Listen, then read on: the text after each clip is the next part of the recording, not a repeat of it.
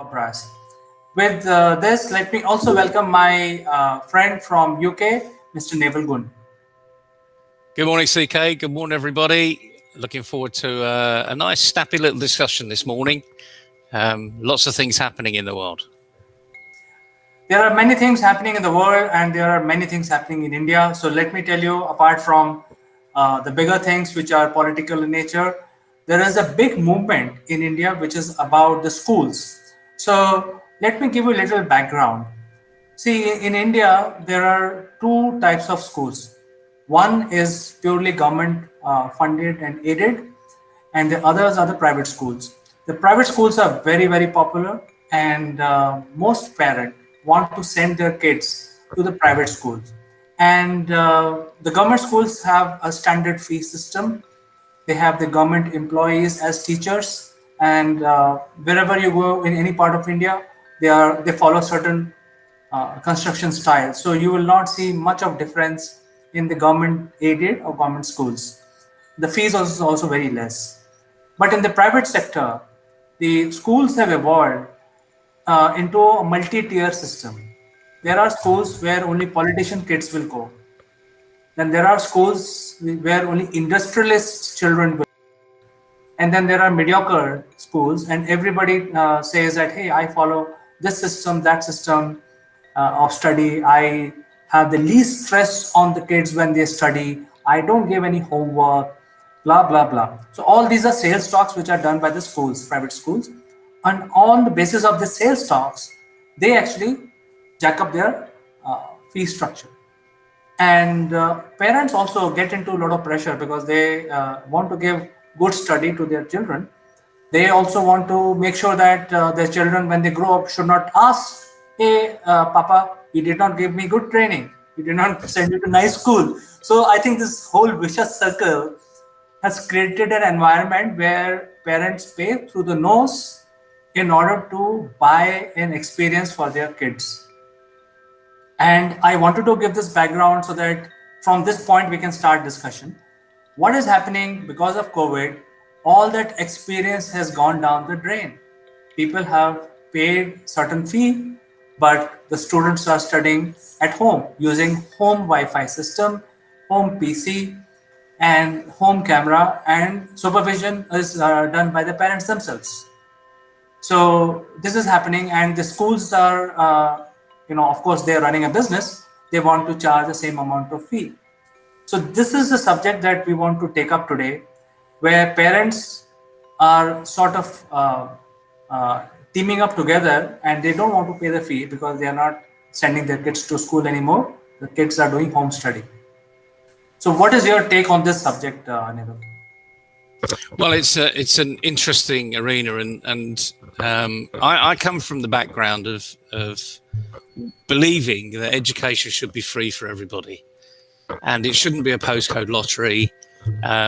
That might sound very idealistic, but I do believe that we should all be given that opportunity when we're young, up to the age of, let's say, 18, even university, where we should be given the opportunity to push ourselves academically and personally. The personal drive seems to have gone in the last 20 or 30 years, but that's a different story. So I'm professing my idealist expectations, but now the sad reality is that you mentioned education is a business, and as a business, we if we're buying into, we're buying into the public, the public school arena. In other words, that's provided by the government because we're paying our taxes, so the government can actually create that opportunity. So we're paying in already. Lots of parents, however, like us, like you, want the best for our children, and we're prepared to pay more for a better education. So we are in our mind already saying that the public education isn't good enough. How do we know? Because I went through public education here. I was fortunate, I suppose, that I went to a grammar school. But frankly, as I was going through it, all I did was pass an exam level entry. My parents didn't pay extra for me to go to the grammar school because it was part of public education. But I do want the best for my children. And I'm sure every parent listening here wants the best for their children. But the question is, what's best for them? Certainly not giving them a silver spoon so they never have to struggle for the rest of their life. Let's face it, when they started to learn to walk, that was a huge struggle. But they got over it. And they didn't go to school to do it. They got up and did it. They had that confidence.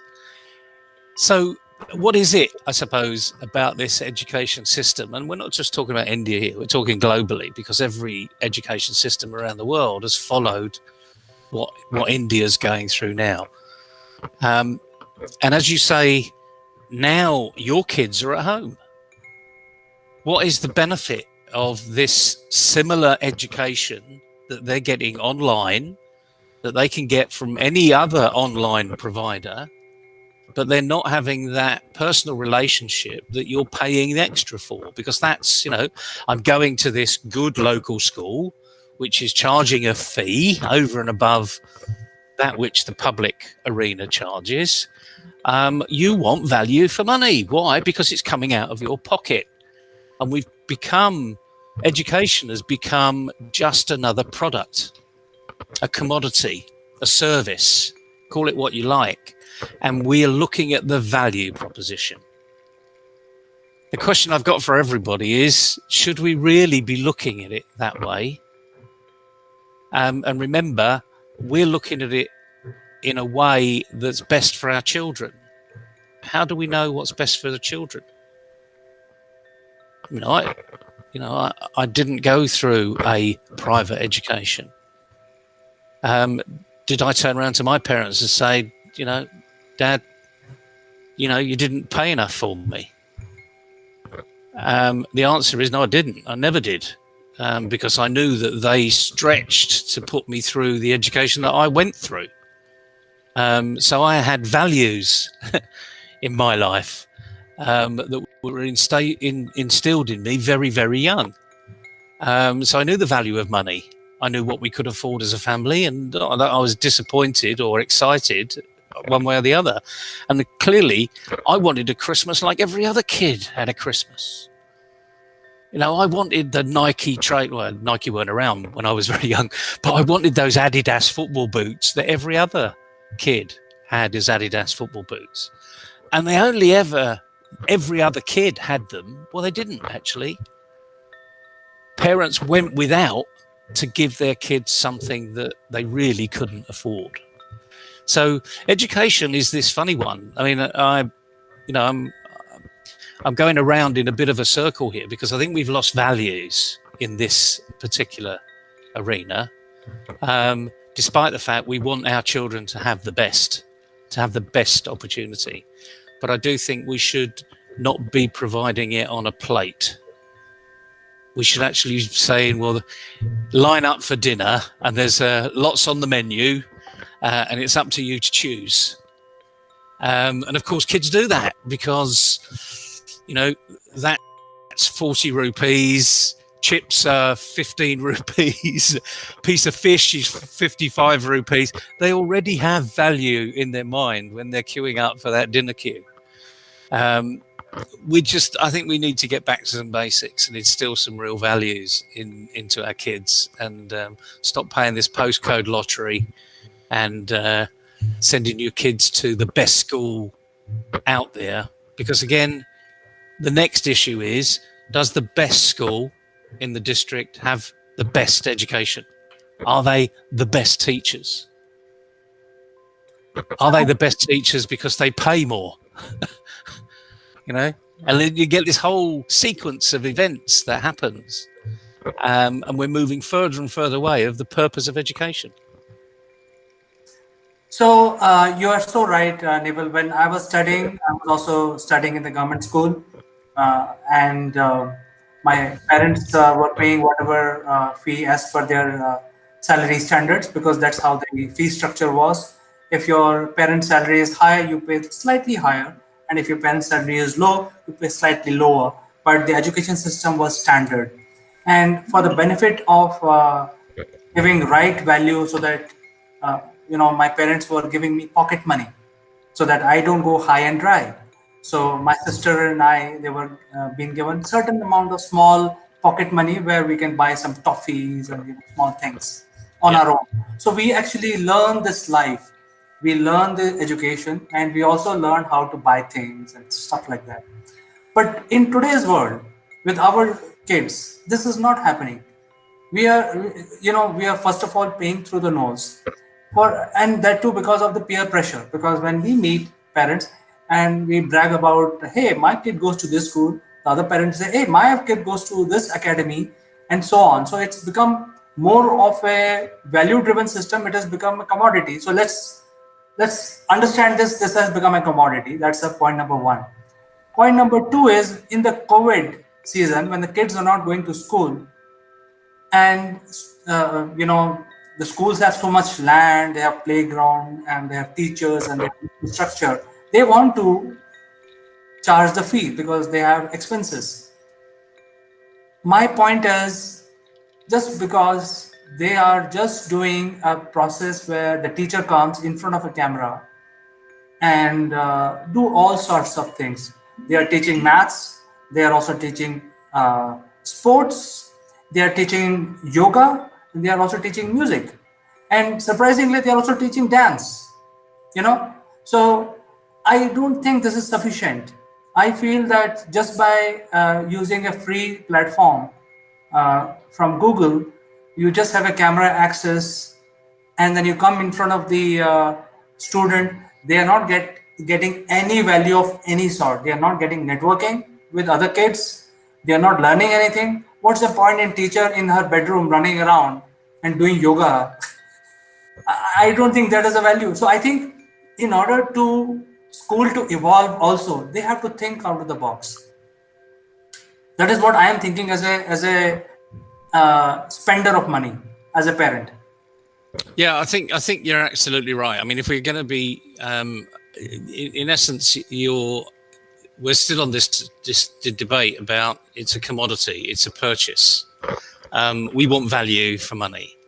I'd like to take it probably in a completely different direction, and say, if you were to start the global education model from scratch, what would you do? Bear in mind, today we have got connectivity like we've never had connectivity before. Like you and I, we're on Google Meets. There are so many platforms that are out there where we can transcend the world. We can go all the way around the globe, and we can all be on the same platform discussing the same subject with a marginal difference in latency. It may be 2 or 3 seconds now. If we were to literally, you're in India, I'm in the UK, if we had someone from Singapore, someone from New Zealand, and someone from America, if we were all on, we would just have to perhaps slow down our talking a little bit, because there will be a bit of latency in there. But nonetheless, we can all talk together at the same time, fundamentally. So I've seen some really good systems around the world. I mean, the Khan Academy was absolutely brilliant when it first started, and it started on the premise of free education for all. We're going to get the funds, and we're going to provide this platform where it's free for everybody, and we're going to get the best teachers to come and present online. So again, just imagine, you and I are probably not too old, but perhaps a little bit too young to have seen Einstein in the flesh.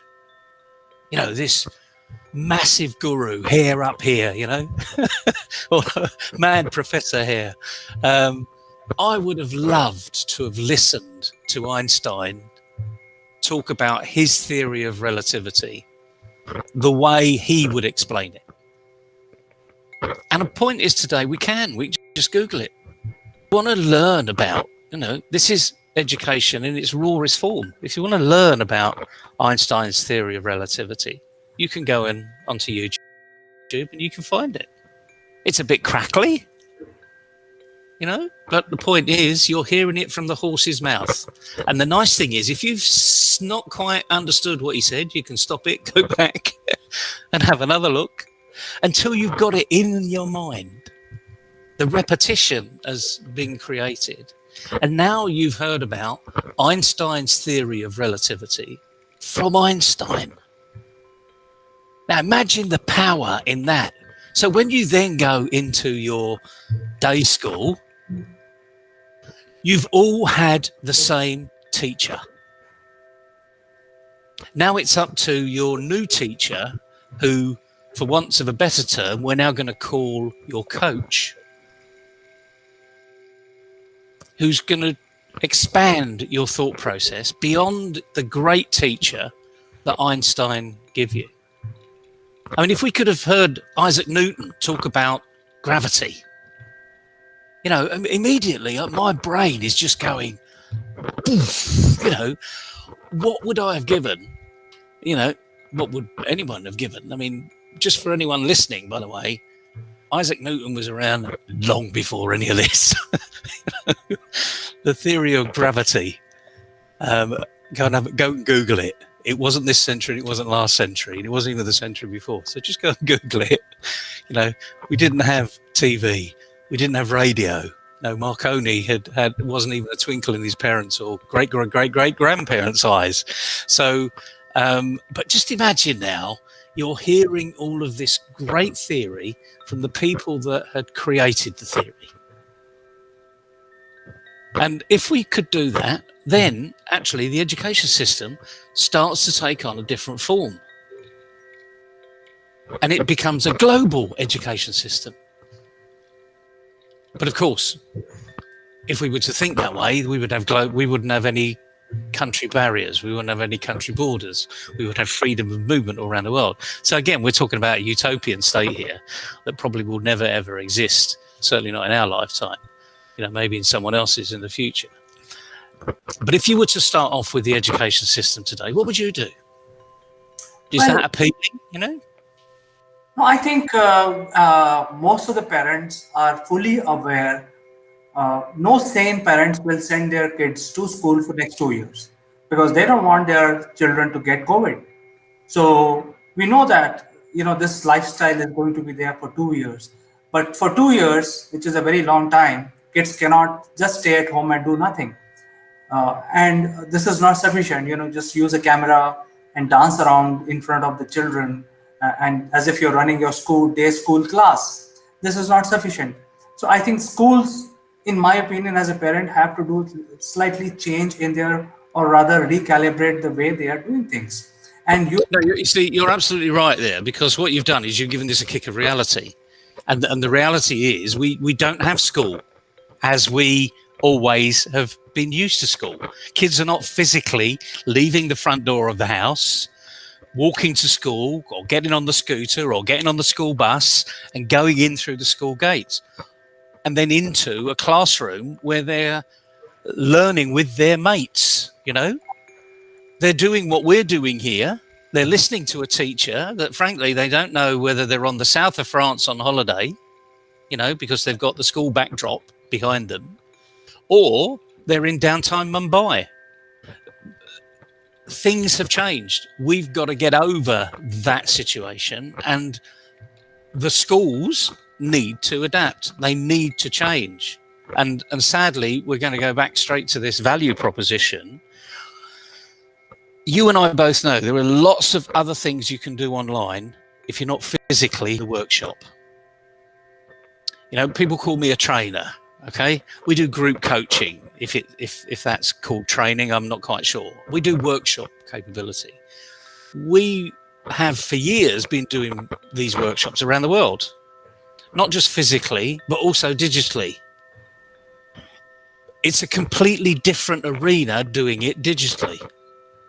You know, if we had 4 or 5 people on this call, they could be from all over the world. We can't physically do a high five or shake hands. You know, we can do this, which is really nice to say hello and, you know, welcome. But we've got to develop a different way of doing things.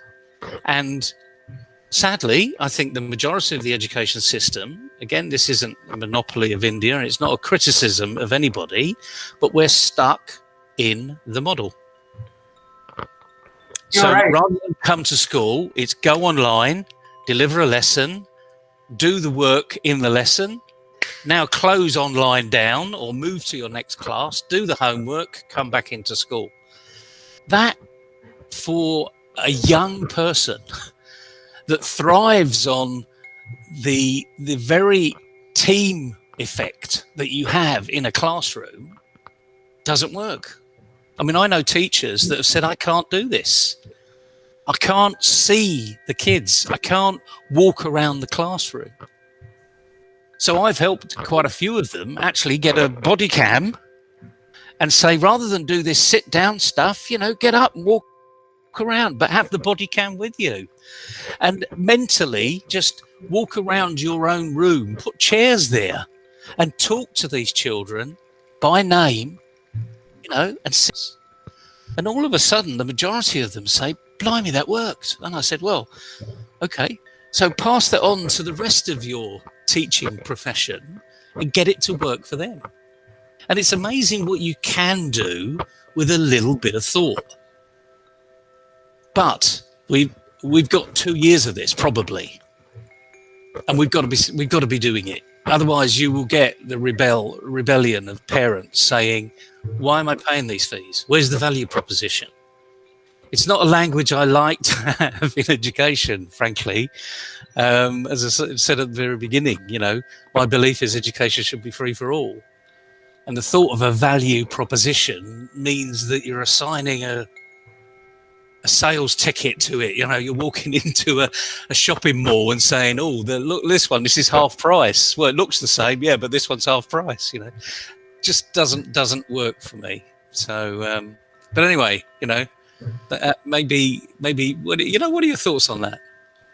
Well, I think the value proposition is a very real thing because, for example, you mentioned Newton.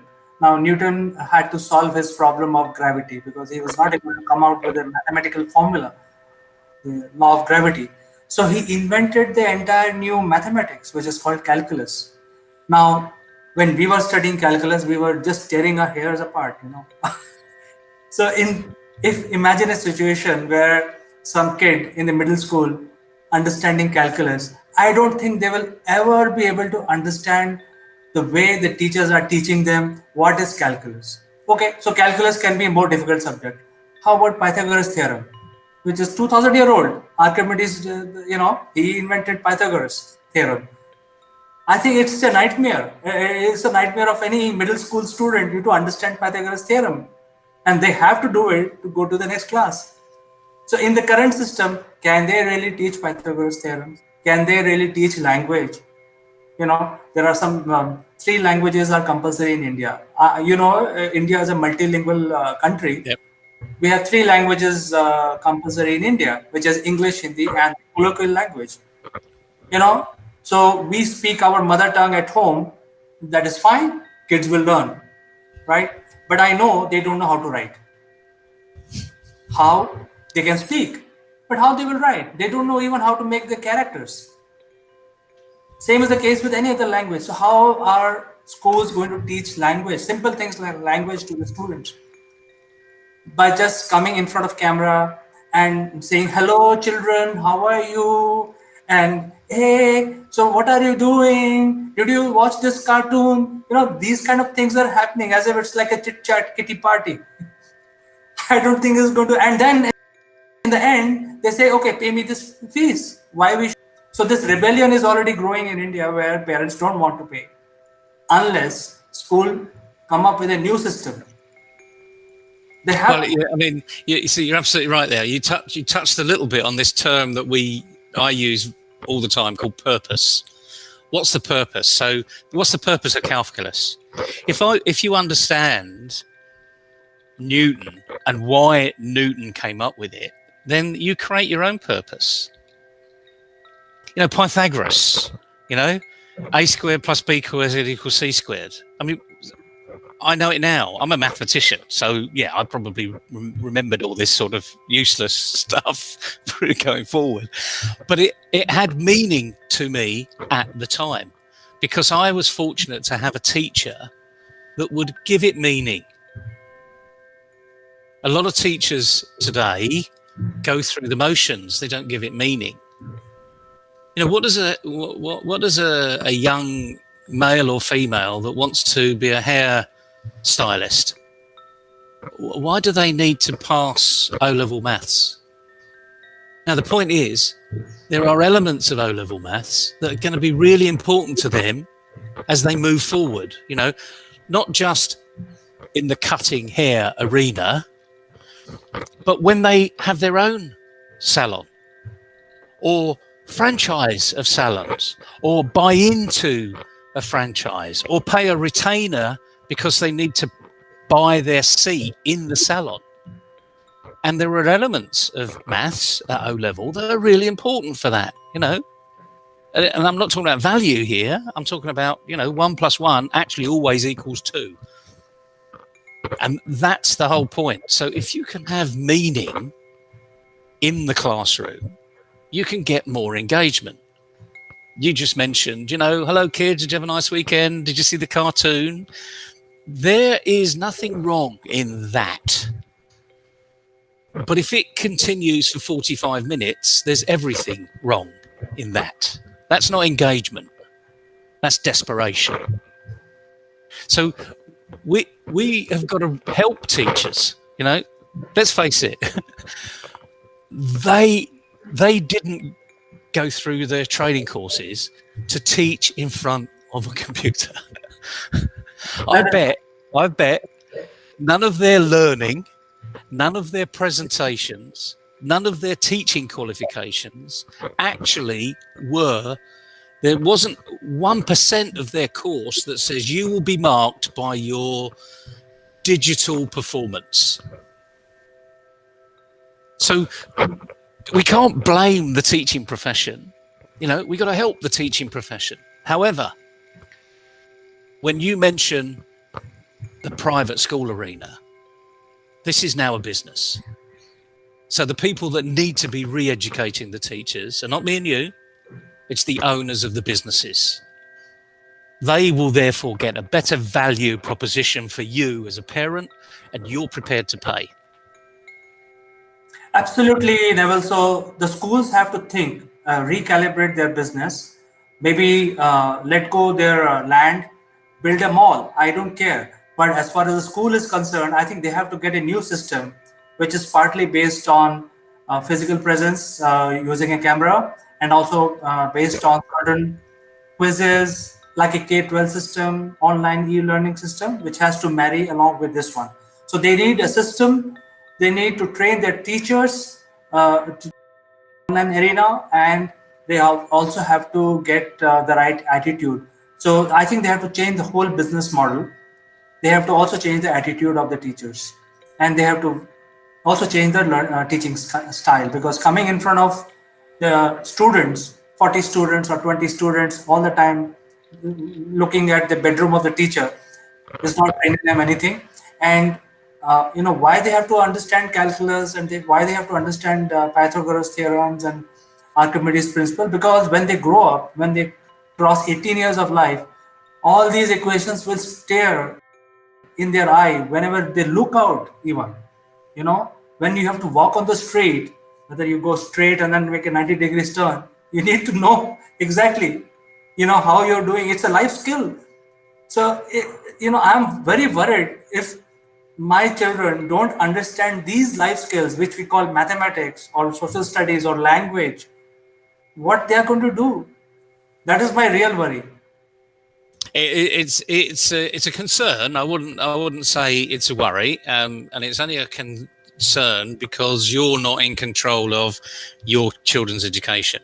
But the good thing, as far as your kids are concerned, is they've got you as a father, so that really helps. Lots of kids don't have that relationship. You know, whether we like it or not, they just don't have it.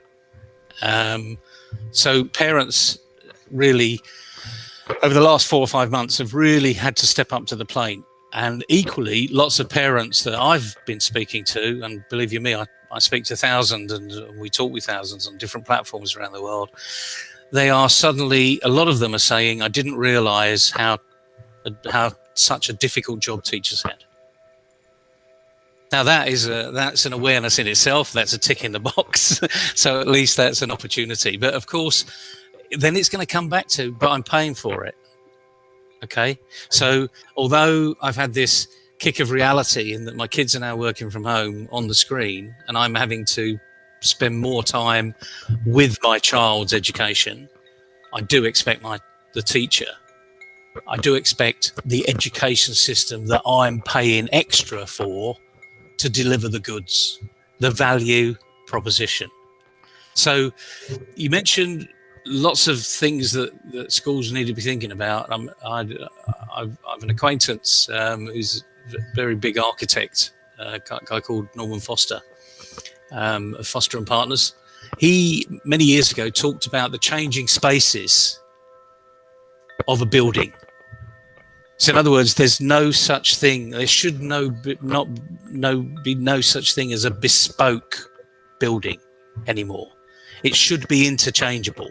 You should be able to, just by shifting the furniture around, change the area to make it more meaningful for a different cause. Right. Put sliding doors in, change the windows, etc., etc., etc. And he talks about this, go onto YouTube. He does a fascinating lecture at Oxford University about we need to be thinking about these spaces differently. And he's very critical of the education system. We have these huge buildings, hundreds of rooms, all decked out in 1960s way of teaching. I'm sure you've seen them everywhere, Yeah. Big windows on one side. It's almost like a triangle or a rectangle. And on the outside are all rooms. All the teachers' rooms are all in the middle. So typically they don't have any light. So they're all enclosed. But all of the teaching rooms are all on the outside, all the way around. And there's this huge corridor that goes round and round and round the building. Some schools, of course, started off with a small rectangle and then added on. And typically, when they've added on, it actually really hasn't been for ergonomic, flow reasons, certainly not for COVID. It's been for what space have we got to utilize? How can we fit more rooms into that area? And all the rooms are decked out in the same way. There's like 3 rows across the room. There's 3 rows of tables. They're all regimented, one in front of the other. They've all got the same seat. There's a blackboard at the front. These days they've got whiteboards, overhead projectors. The teacher's always at the front. It's almost like we're robots. We haven't moved forward. And maybe the way we teach needs to move forward. Certainly now, because of the digital arena, it's having to move forward. Teachers, the best teachers in the world are not just educators. They engage and they entertain. They tell jokes. They know when to tell a joke. They know how many jokes they should be telling. They command the right behavior. It's easy to do that when you've got 30 children in front of you, but not on a screen. It's really difficult. That is why there is a need for school to invest in a new type of education system, and these squares or the crosses that the design of the schools are, either they are squares or they are crosses.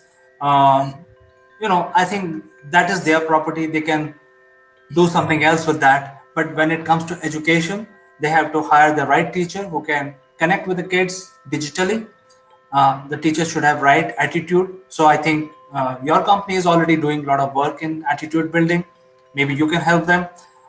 Third is they need to invest in a new platform, which is a combination of e-learning and physical training.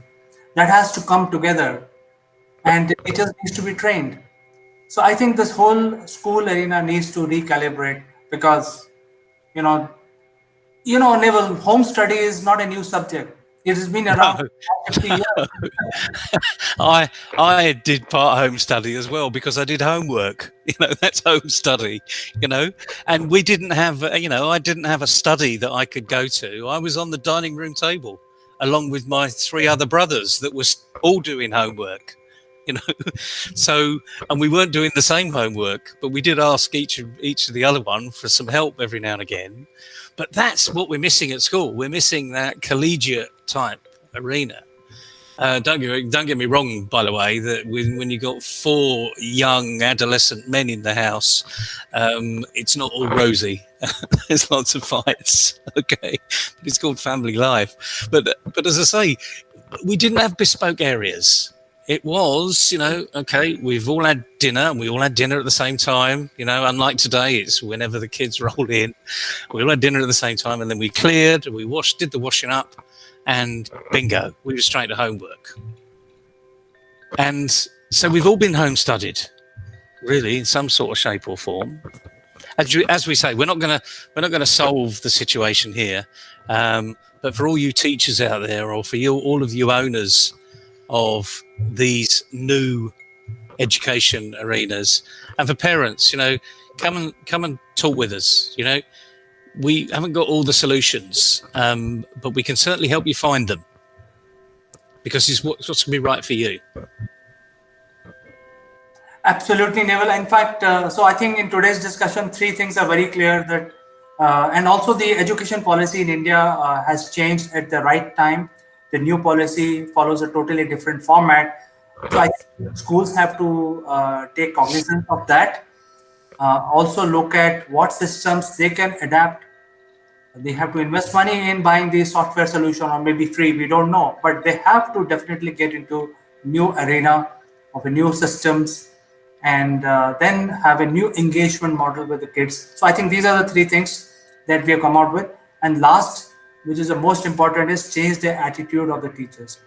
Get the teachers who really want to teach, and teachers should improve their attitudes towards digital training. So I think that is something that your company can help with. So, dear viewers, reach out to us and we can have this in the right way. You're absolutely right. No teacher was born or trained to do what they're doing digitally. So listen out, you owners out there of the education system. You need to invest in that development. It's not training. It's development. It's personal development, and teachers need it just as much as the students do. Thank you very much, Neville. We will catch up again tomorrow, and tomorrow is Sorty Wednesday. Sorty Wednesday. Look forward to it. Enjoy your day, CK. Bye-bye. Bye.